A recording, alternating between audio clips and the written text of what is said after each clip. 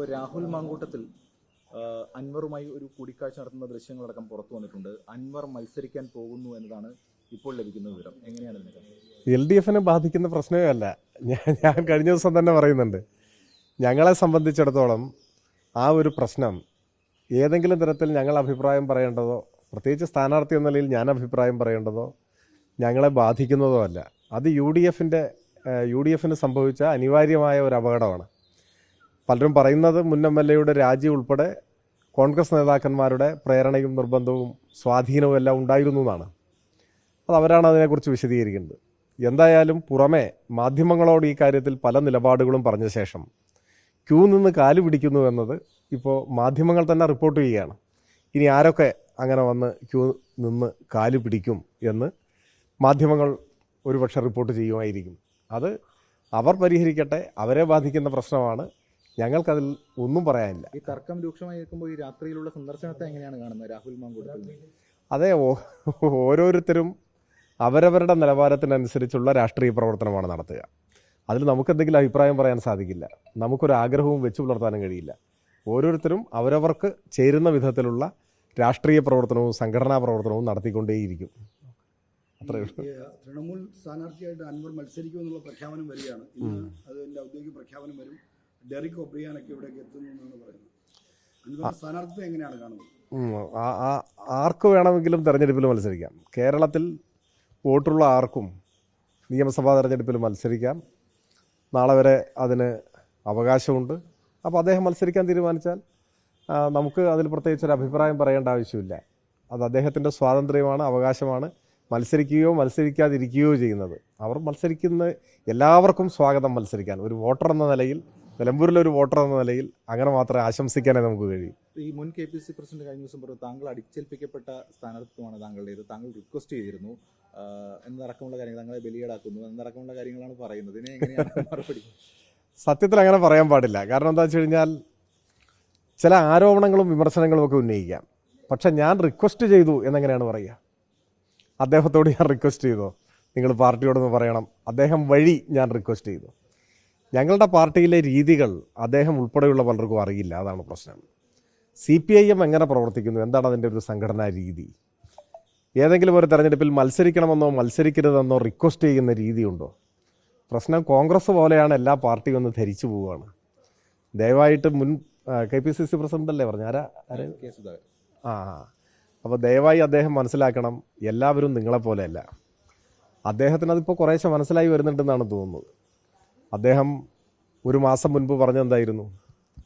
അദ്ദേഹം KPCC president ആയി ചുമതല എടുക്കുമ്പോൾ പറഞ്ഞതെന്തായിരുന്നു? അതിനുശേഷം ഡൽഹിയിലേക്ക് ഇപ്പോൾ ഒടുവിൽ പോയി വന്നതിന് ശേഷം പറഞ്ഞതെന്താണ്? അദ്ദേഹത്തിൻ്റെ വാക്കുകൾക്ക് കേരളീയ സമൂഹം എത്രമാത്രം വില കൽപ്പിക്കുന്നു എന്നത് ഈ അദ്ദേഹത്തിൻ്റെ പ്രഖ്യാപനങ്ങളും പ്രസ്താവനകളും പിന്നീടുണ്ടായ വസ്തുതകളുമായി ചേർത്ത് വെച്ച് വായിക്കുമ്പോൾ മനസ്സിലാവും. അപ്പോൾ അദ്ദേഹത്തോട് എനിക്കത് മാത്രമേ പറയാനുള്ളൂ. എല്ലാ പാർട്ടിയും കോൺഗ്രസ് പോലെയല്ല, എല്ലാ പാർട്ടിയിലെയും പ്രവർത്തകർ കോൺഗ്രസിനെ പോലെയും അല്ല. അപ്പോൾ അദ്ദേഹം കഴിയുമെങ്കിൽ ദയവായി CPIM രീതികളൊക്കെ മനസ്സിലാക്കാൻ ശ്രമിക്കുക. അപ്പോൾ ഇത്തരം തെറ്റിദ്ധാരണകൾ മാറിക്കിട്ടും. അത്രയേ ഉള്ളൂ.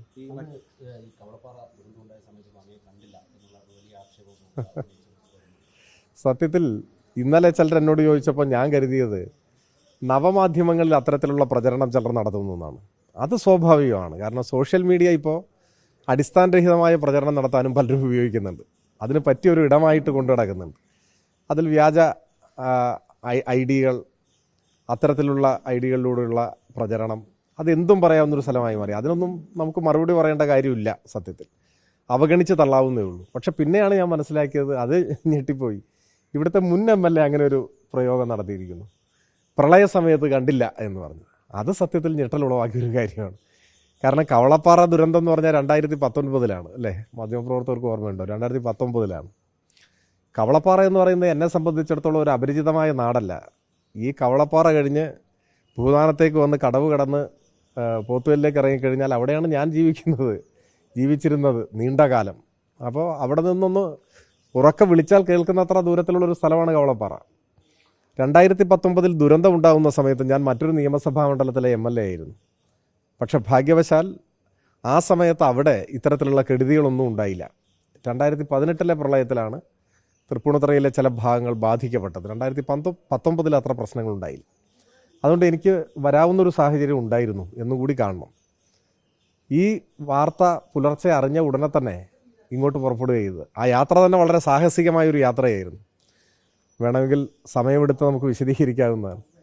ഇവിടെ എത്തിക്കഴിഞ്ഞപ്പോൾ തന്നെ ചന്തക്കുന്ന് കഴിഞ്ഞ് വെളിയന്തോട് നിന്ന് കരിമ്പുഴയിലേക്ക് ഞാൻ തോണിയിലാണ് ഈ റോഡിലൂടെ യാത്ര ചെയ്തത്. കാരണം ഒരാൾ പൊക്കത്തിൽ വെള്ളമായിരുന്നു. അത് വാഹന ഗതാഗതമെല്ലാം സ്തംഭിച്ച് സാഹസിക യാത്ര നടത്തിയാണ് അവിടെ എത്തുന്നത്. അത് പോട്ടെ, അത് നമ്മുടെ ഒരു അനുഭവം എന്ന് വെച്ചാൽ മതി. പക്ഷേ ഈ ദുരന്ത ഭൂമിയിൽ മിക്കവാറും ദിവസങ്ങളിൽ ഈ മുൻ MLA-യും ഞാനും ഒരു കുടക്കീഴിലായിരുന്നു. അതാണ് എന്നെ ഞെട്ടിച്ച് കളഞ്ഞത്. ഒരു കുടക്കീഴിലാണ് ഞങ്ങൾ രണ്ടുപേരും പലയിടങ്ങളിലും പോയത്. അദ്ദേഹത്തിൻ്റെ കയ്യിൽ അന്ന് വലിയൊരു കുട ഉണ്ടായിരുന്നു. ചെന്നിറങ്ങിയപ്പോൾ പെട്ടെന്ന് എൻ്റെ കയ്യിൽ കുട ഉണ്ടായില്ല. വളരെ സ്നേഹപൂർവ്വം ആ കുടയിൽ എന്നെയും കൂടി കൂട്ടിയിട്ടാണ് പലയിടത്തും പോയത്. എന്ന് മാത്രമല്ല, അദ്ദേഹം ഫേസ്ബുക്കിൽ അന്നൊരു പോസ്റ്റ് ഇട്ടു, ഞങ്ങൾ രണ്ടുപേരും ഇവിടെ എല്ലാം ഉണ്ട്, വേണ്ട കാര്യങ്ങൾ ചെയ്യുന്നുണ്ട് എന്ന് പറഞ്ഞിട്ട്. അദ്ദേഹം അതൊക്കെ മറന്നിരിക്കുന്നു. എല്ലാം മറന്നു പോകുന്ന തരത്തിലുള്ള പ്രശ്നങ്ങളെയാണ് അദ്ദേഹം ഇപ്പോൾ അഭിമുഖീകരിക്കുന്നത് എന്ന് മാത്രമാണ് നമുക്കതിനെക്കുറിച്ച് പറയാൻ കഴിയുക. മറവിയല്ലേ, പ്രത്യേക സാഹചര്യങ്ങളല്ലേ, നമുക്കതൊക്കെ അങ്ങ് വിട്ടുകളയാം. അദ്ദേഹം ഒരു ദുഷ്ടലാക്കോടുകൂടി പറഞ്ഞതാവില്ല, മറന്നുകൊണ്ട് തന്നെ പറഞ്ഞാവും എന്നാണ് ഞാൻ കരുതുന്നത്. ഈ സമയത്ത് മറവി അദ്ദേഹത്തിന്റെ അനുഗ്രഹമാണ്. മറവി പലപ്പോഴും പലർക്കും അനുഗ്രഹമാണ്. ഈ KM ഷാജി കഴിഞ്ഞ ദിവസം പറയുന്നത് താങ്കൾ ഈ ഓപ്പറേഷൻ സിന്ദൂറിനെതിരെ ഒരു പോസ്റ്റ് ഇട്ടു. അതിന് ഇപ്പോഴത്തെ നിലപാടറിയാൻ താല്പര്യമുണ്ട്. കാരണം അത് അനിവാര്യമായൊരു തിരിച്ചടിയായിരുന്നു. M സ്വരാജിന് എന്താണ് അതിൽ പറയാനുള്ളതെന്ന് KM ഷാജി ചോദിച്ചു. ഷാജി അങ്ങനെ എന്തെങ്കിലും ഒരു ദുഷ്ടബുദ്ധി കൊണ്ടൊന്നും പറഞ്ഞതാവില്ല. ഒരു തെരഞ്ഞെടുപ്പല്ലേ, തെരഞ്ഞെടുപ്പിൽ അത്ര രസത്തിലല്ലാത്ത മുന്നണിയിലെ ഒരു കക്ഷി മത്സരിക്കുമ്പോൾ ഞങ്ങളുടെ പൂർണ്ണ പിന്തുണയുണ്ട് എന്ന് വരുത്തി തീർക്കാൻ വേണ്ടി ഇങ്ങനെയൊക്കെ പറഞ്ഞാവുന്നേ ഞാൻ കരുതുന്നുള്ളൂ. കാരണം ഷാജിക്ക് എന്നോട് അങ്ങനെ എന്തെങ്കിലും എതിർപ്പോ വിരോധമോ ഒന്നുമില്ല. അദ്ദേഹത്തിന് എന്നെ ഇഷ്ടമാണ്. അദ്ദേഹം അത് പരസ്യമായി പ്രഖ്യാപിച്ചിട്ടുള്ളതാണ്. അപ്പോൾ അങ്ങനെ എന്നോട് ഇഷ്ടമുള്ള ഒരു മനുഷ്യനാണ് അദ്ദേഹം. അദ്ദേഹം ഇങ്ങനെ ഒരു തെരഞ്ഞെടുപ്പ് സമയം ആയതുകൊണ്ട് പെട്ടുപോയതാണ്, ഇങ്ങനെയൊക്കെ പറയാൻ നിർബന്ധിതനായതാണ്. പിന്നെ ഓപ്പറേഷൻ സിന്ദൂറിനെയോ ഇന്ത്യൻ സൈന്യം നടത്തിയ സൈനിക നടപടികളെയോ എതിർത്തിട്ടില്ല എന്ന് ആ പോസ്റ്റ് വായിച്ചിട്ടുള്ളവർക്കെല്ലാം മനസ്സിലാവും. അതും അദ്ദേഹത്തെ ആരെങ്കിലും തെറ്റിദ്ധരിപ്പിച്ചതോ, അദ്ദേഹം തിരക്കിനിടയിൽ ഇതൊന്നും വായിച്ചിട്ടുണ്ടാവില്ല. ആരെങ്കിലും ഇങ്ങനെയൊക്കെ പറഞ്ഞപ്പോൾ അദ്ദേഹം ചിലപ്പോൾ അത് ശരിയാണെന്ന് കരുതിയിട്ടുണ്ടാവും. അത്രയേ ഉള്ളൂ, അല്ലാതെ അതിൽ വേറെ പ്രശ്നമൊന്നുമില്ല. ശരി, കാണാം. ഓക്കെ.